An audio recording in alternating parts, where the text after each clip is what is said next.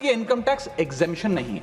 Exemption होता है जैसे एक सोर्स ऑफ इनकम पर इनकम टैक्स लगे ही ना, जैसे कि इस देश में एग्रीकल्चरल इनकम, खेती बाड़ी से जो कमाई होती है उस पर कोई इनकम टैक्स नहीं लगता। ये वो नहीं है। ये टैक्स डिडक्शन भी नहीं है। टैक्स डिडक्शन होता है कि फर्ज करिए आपने साल में 15 लाख रुपए कमाए, इनकम टैक्स डिडक्शन आपको 12 लाख रुपए की मिली, तो 15 घटा 12 3 लाख पर आपको इनकम टैक्स देना पड़ेगा। ये टैक्स डिडक्शन भी नहीं है, ये टैक्स रिबेट है। यानी कि 12 लाख तक अगर आपने पैसा कमाया साल में तो आपको इनकम टैक्स नहीं देना, लेकिन जैसे ही 12 लाख से ज्यादा, फर्ज करिए आपने 12 लाख 1,000 रुपए कमाया, तो पूरे 12 लाख 1,000 पे आपके स्लैब अनुसार आपसे इनकम टैक्स वसूला जाएगा। और दूसरी चीज, कैपिटल गेन्स पे, यानी कि अगर आप अपने कोई मकान बेचते हैं, सोना बेचते हैं, इक्विटीज बेचते हैं, शेयर्स बेचते हैं, उस पर जो कैपिटल गेन पे, मुनाफे पे लगता है टैक्स, वो इस 12 लाख की सीमा में नहीं आएगा। उस पे आपको अतिरिक्त टैक्स देना पड़ेगा। मैं आपको बताना चाहता हूं और इस सदन में भविष्यवाणी करता हूं सर, कि इस टैक्स रियायत से इस देश की कंजम्पशन नहीं बढ़ने वाली। भारत के मिडिल क्लास परिवार आज रोजमर्रा के जीवन के लिए, अपने डेली एक्सपेंसेस के लिए लोन लेने पर मजबूर हो गए। मिडिल क्लास आज सरकार को वो गाना सुनाना चाहता है कि सारी उम्र हम मर मर के जी लिए, एक पल तो अब हमें जीने दो। सर, इस बजट को सरकार ने मिडिल क्लास का बजट कहकर बताया और कहा कि ये मिडिल क्लास की सारी समस्याओं का हल है इस बजट में। तो सबसे पहले सर मैं मिडिल क्लास की चर्चा करना चाहूँगा, उसके बाद अपने भाषण के अन्य भागों पे जाता जाऊँगा। सर, पहली बात तो यह है कि सरकारें मिडिल क्लास को एक आत्मा रहित कंकाल समझती हैं, जिसकी हड्डियों पे चढ़ के $5 ट्रिलियन इकोनॉमी बनाना चाहती हैं। सर, इस देश का मिडिल क्लास कमर तोड़ मेहनत करता है, लेकिन इस मेहनत के बावजूद मिडिल क्लास गरीब हो रहा है, अमीर नहीं हो रहा। गरीबों के लिए तो अक्सर सब्सिडीज और स्कीम्स लाई जाती हैं, जो कि लानी भी चाहिए।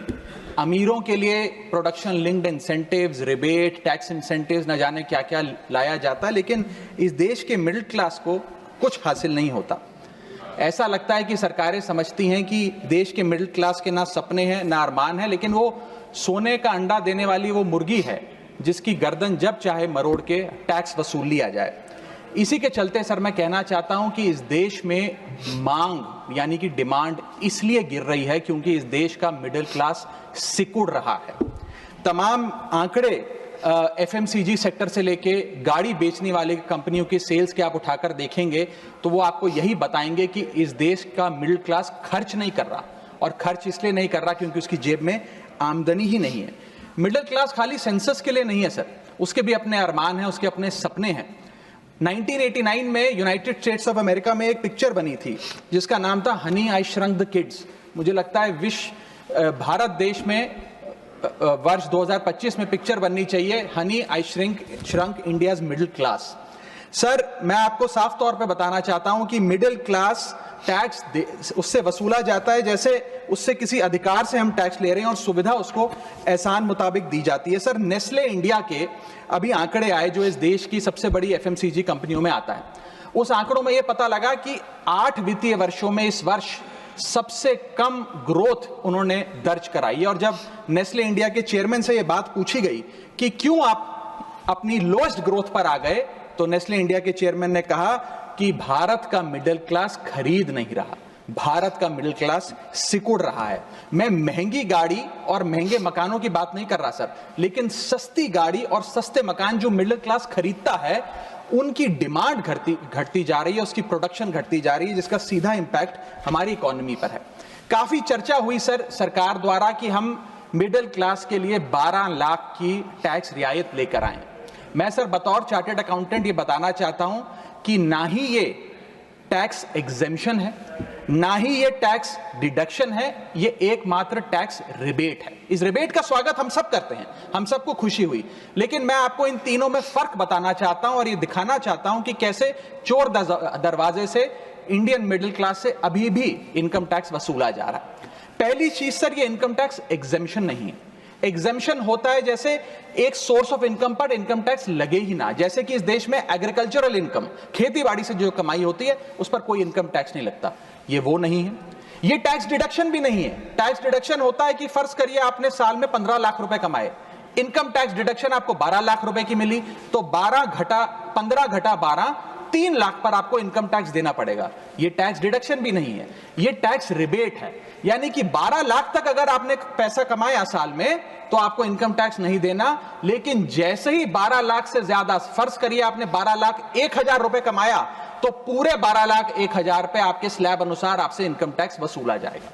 और दूसरी चीज, कैपिटल गेन्स पे, यानी कि अगर आप अपने कोई मकान बेचते हैं, सोना बेचते हैं, इक्विटीज बेचते हैं, शेयर्स बेचते हैं, उस पर जो कैपिटल गेन पे, मुनाफे पे लगता है टैक्स, वो इस 12 लाख की सीमा में नहीं आएगा, उस पे आपको अतिरिक्त टैक्स देना पड़ेगा। सर, लेकिन इस 12 लाख की रियायत से कितने लोगों को भारत देश में फायदा हुआ, यह भी समझने की आवश्यकता है। हम 140 करोड़ की आबादी वाले देश में रहते हैं, जिसमें मात्र 8 करोड़ लोग इनकम टैक्स की रिटर्न भरते हैं, और इन 8 करोड़ लोगों में से मात्र 3 करोड़ लोग इनकम टैक्स भी भरते हैं। यानी कि 8 करोड़ लोग इनकम टैक्स की रिटर्न भरते हैं, 5 करोड़ लोग जीरो इनकम दिखा के अपनी इनकम टैक्स की रिटर्न भरते हैं, जीरो टैक्सेबल इनकम, और उनसे कोई इनकम टैक्स नहीं वसूलती। लेकिन जो बाकी 3 करोड़ बचे, मात्र वो ही इनकम टैक्स भरते हैं। तो किन लोगों का फायदा हो रहा है, यह भी समझने की आवश्यकता है। और इसका मुकाबला आप करिए सर, सीएमआई का डेटा बताता है कि इस देश में कंजम्पशन के आधार पे 43 करोड़ इंडियन, 43 करोड़ भारतीय भारत की मिडिल क्लास में आते हैं। 43 करोड़ में से मात्र 2 से 3 करोड़ लोगों को ही इसका फायदा होने जा रहा है। उसका हम स्वागत करते हैं, लेकिन बाकियों के लिए क्या? वित्त मंत्री जी ने यह फैसला जब सुनाया तो कहा कि इससे भारत की कंजम्पशन बढ़ेगी, खपत बढ़ेगी, और इकोनॉमी का चक्का, इकोनॉमी का पहिया चलने लग जाएगा। मैं आपको बताना चाहता हूं और इस सदन में भविष्यवाणी करता हूं सर, कि इस टैक्स रियायत से इस देश की कंजम्पशन नहीं बढ़ने वाली। अगर आप वास्तव में इस देश की खपत यानी कि कंजम्पशन बढ़ाना चाहते हैं, तो आपको इनकम टैक्स के साथ साथ जीएसटी नाम का टैक्स कम करना पड़ेगा, क्योंकि जीएसटी वो टैक्स है जो इस देश का अमीर से अमीर आदमी और गरीब से गरीब आदमी भी देता है। जब गरीब आदमी अपने घर में चूल्हा जलाने के लिए माचिस खरीदता है तो उस पर भी जीएसटी देता है, और अमीर आदमी जब सफर करने के लिए मर्सिडीज और बीएमडब्ल्यू खरीदता है उस पर भी जीएसटी देता है। जीएसटी वो लोग भी देते हैं जो इनकम टैक्स नहीं भरते, जीएसटी वो लोग भी देते हैं जिनको सरकार, उन 80 करोड़ भारतीयों को जिनको फ्री राशन देती है, जीएसटी उनसे भी वसूला जाता है। तो सही मायने में अगर आप भारत में खपत यानी कि कंजम्पशन को बढ़ाना चाहते हैं, इकोनॉमी रिवाइव करना चाहते हैं, तो आपको जीएसटी कम करना पड़ेगा और जीएसटी स्ट्रीमलाइन करना पड़ेगा। सर, मिडिल क्लास इस देश का सबसे देशभक्त क्लास है, जो सबसे ज्यादा टैक्स देता है। और सर, जब नौकरी से लौटता हुआ साधारण पैंट शर्ट पहने मिडिल क्लास का आदमी मेट्रो की लाइन में खड़ा होता है, तो उसे यह चिंता नहीं होती कि घर जाकर कौन सी पिक्चर देखूंगा या कौन सा पकवान खाऊंगा। उसे यह चिंता होती है कि मैं अगले हफ्ते अपने बच्चों की फीस कैसे भरूंगा, बाबूजी का ऑपरेशन कैसे कराऊंगा, या बड़े साल नौकरी कर ली, अब एक स्कूटी खरीद लेता हूं। लेकिन जब बाजार जाता है तो पता लगता है वो स्कूटी जो 4 लाख की, जो 40,000 की मिलती थी, वो अब 1 लाख रुपए की मिलने लगी, या वो ऑल्टो गाड़ी जो 3-3.5 लाख की मिलती थी अब 10 लाख रुपए की मिलने लगी। ये सच्चाई है सर, और इसलिए है क्योंकि सर सैलरी बढ़ती नहीं, बचत होती नहीं, सिर्फ और सिर्फ महंगाई बढ़ती है। और सर, मैं ये भी आपको बताना चाहूंगा, रिपोर्ट्स बताती है, इकोनॉमिक सर्वे ऑफ इंडिया बताता है कि सैलरी औसतन मात्र 3% बढ़ी है पिछले वित्तीय वर्ष में, जबकि food inflation 10%, health care inflation 15%, और कंज्यूमर प्राइस इन्फ्लेशन और न जाने कितनी इन्फ्लेशन तो इनसे कहीं ज्यादा ऊपर आंकड़ों पर आज मंडरा रही है। लेकिन उसके मुकाबले सैलरी मात्र 3% बढ़ी है। सर, देश का मिडिल क्लास एक बहुत बड़े डेट ट्रैप में भी फंसने जा रहा है।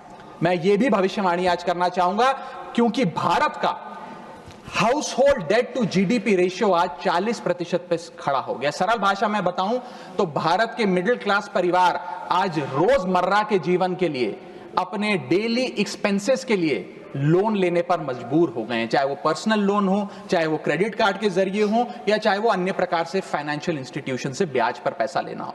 यानी कि जो सैलरी 1 तारीख को आती है, वो पहले ही आपके रोजमर्रा के जीवन में जो आपने खर्चा करने के लिए ब्याज पर पैसा लिया हुआ है, उसके भुगतान में लग जाती है, और इंडिया का मिडिल क्लास एक डेट ट्रैप में फंसता जा रहा है। ये लोन कोई मकान बनाने के लिए या दफ्तर खरीदने के लिए या एसेट क्रिएशन के लिए नहीं है, ये day to day expenses meet करने के लिए, जो भारत के मिडिल क्लास को एक डेट ट्रैप में खड़ा करता जा रहा है। सर, सैलरी तो 7 तारीख को आती है महीने की, लेकिन 1 तारीख को मकान मालिक आ जाता है दरवाजे पे दरवाजा खटखटाने की किराया दो। और सारी उम्र काम करने के बाद एक मिडिल क्लास का आदमी सोचता है कि अंत में रिटायरमेंट के समय एक छोटा सा अपना मकान, जमीन खरीद के मकान बनाऊंगा। जमीन खरीद के मकान बनाना तो छोड़िए सर, आज रियल एस्टेट के प्राइसेस आपकी अर्निंग्स, मिडिल क्लास की अर्निंग्स के मुकाबले इतने ज्यादा हैं कि रिटायरमेंट 2-3 जन्म काम करने के बाद, रिटायरमेंट लेने के बाद भी शायद वो 2 BHK अपार्टमेंट भी नहीं खरीद पाएगा। इसीलिए मिडिल क्लास आज सरकार को वो गाना सुनाना चाहता है कि सारी उम्र हम मर मर के जी लिए, एक पल तो अब हमें जीने दो। सच्चाई यह है सर कि मिडिल क्लास के घरों में जब कभी शादी का कार्ड आता है तो चिंता हो जाती है कि सगन में कितना पैसा देना पड़ेगा और साथ ही साथ नया सूट सिलवाना पड़ेगा, ट्रेन का खर्चा हो जाएगा।